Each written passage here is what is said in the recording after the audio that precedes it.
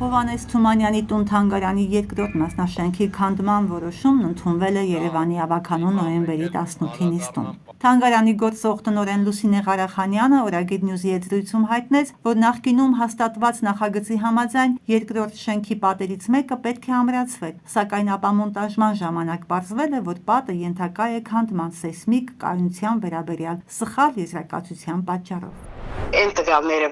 որին մենք ենք տիրապետում, երկրորդ մասնաշենքը պետք է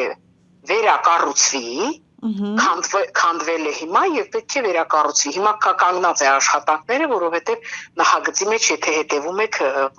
մենք տարբեր առիթներով ասել ենք, որ վրիպակ է եղել, վրիպակ չէ, էլի վրիպակը փոքր բան է,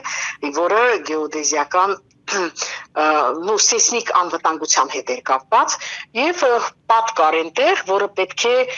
ոչ թե քանդվեր, այլ ամրակայվեր։ Հիմա այդ քանդելու ընթացքում եկել են այն համոզման, որ ոչ թե պետք է ամրակայվի, այլ քանդվի։ Եթե քանդվում է ընդհանուր բանը, նախագիծը փոխվում է։ Դրա համար մի փոքր չէ, արդեն երկար տևեց բանը, այդ ինտերվալը, որ քանդել են, պետք է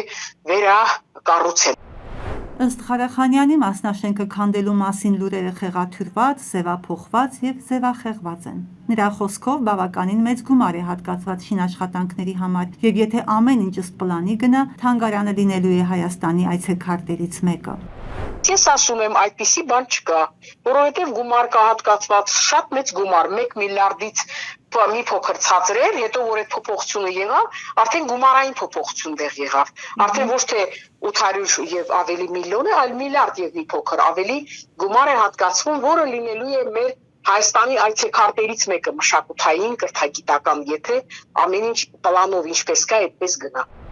Թումանյանի թանգարանի նախկին տնօրեն Անի Եղիազարյանն էլ հայտնեց, որ ԿԳՄՍՆ-ի որոշումը վերակառուցման աշխատանքներ իրականացնելու վերաբերյալ նորություն չէ։ Նա նշեց, որ խնդիրը նշված մասնաշենքի քանդման մեջ չէ, այլ ժամկետների երկարացման։ Այստեղ աղմուկի խնդիրը այդտեղ չի, ջարդարացված բան կա ժամկետների երկարացում կա։ Հասկանալի։ Հա, որովհետև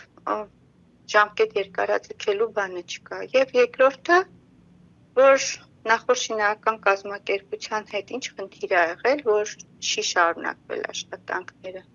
23 դեկտեմբերի ավարտից հետո հունվարից ամբողջապես բոլոր գործողությունները դադարեցված են եղել։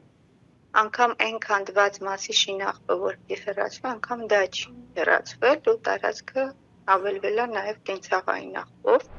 Մյուս խնդիրն էլ Անի Եղիազարյանի խոսքով այն է, որ եթե նախկինում շինաշխատանքների ավարտի կոնկրետ ժամկետ էր սահմանված 2026-ի մարտ ամիսը, ապա հիմա անորոշություն է։ Դեռ որքան կմնա թանգարանն այդ վիճակում, սա է մտահոգիչը։ Հասմիկ Մովսիսյան, Օրագիր Նյուզ։